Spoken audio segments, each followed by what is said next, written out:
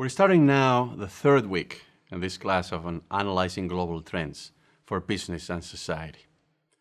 After reviewing population trends and trends in terms of income and wealth distribution and inequality around the world in the first 2 weeks, now we're going to examine something that is attracting a lot of attention in the world, which is the issue of global economic and financial imbalances.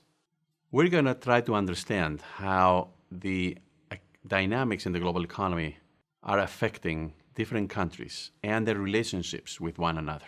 And we're also going to be taking a very close look at two specific situations where we see very important implications of these imbalances.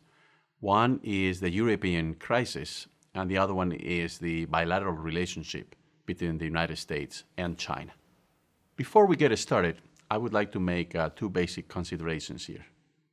The first is that remember that if a country exports more than what it imports, then that country is a surplus country.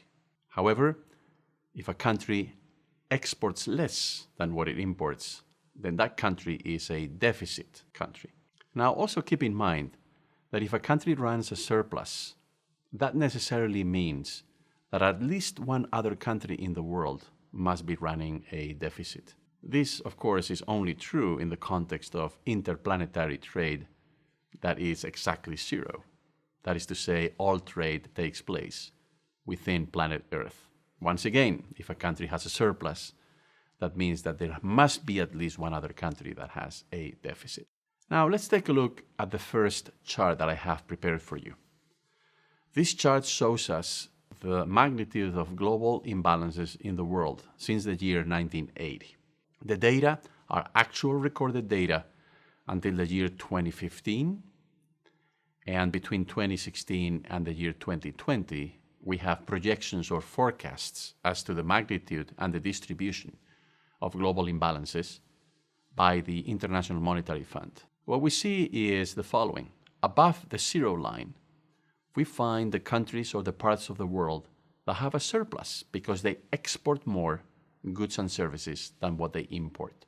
Those countries are China, Germany, Japan, some other countries in Europe, such as the Netherlands or Switzerland, that also have a surplus, or other countries in Asia, such as South Korea or Taiwan. And then finally, we have about 20 or 25 oil exporting economies that also enjoy surpluses in their trade relationships with the rest of the world. And below the zero line, we have the countries that have a deficit. First and foremost, we have the United States. And then, of course, we have a large number of countries in Europe that also run deficits. And the rest of the world category includes about 100 countries, most of them relatively poor in the world, that also have deficits. Now, one very important point that I want to make is that please take into account that having a deficit in trade is not necessarily a bad thing. It really depends on whether you can find enough money to fund your deficit or not. Now, what's important about this chart is the vertical dimension. The vertical dimension comes expressed in percentage points of global GDP, global gross domestic product. And one can clearly, or more or less clearly, see that back in the 1980s and the 1990s, the magnitude, the size of both the surpluses and the deficits in the world were basically within plus or minus 1% in terms of global GDP. Now, something happened around the year 2000, and the size of both the deficits and the surpluses became much bigger, twice, even 3 times as big. By the time of the crisis in 2008, the magnitude of the deficits and the surpluses became a little bit smaller, but it recovered. And today, and into the foreseeable future, they will continue to be much bigger than they were back in the 1980s and the 1990s. So let's take a look now at one particular year. What we have here is the data for the year 2013. On the left, we have the surplus countries, and on the right, we have the deficit countries. What we have here is surplus and deficit countries in terms of their current account. That's a technical term, which essentially includes all exports and imports of goods and services, and then certain types of transfers.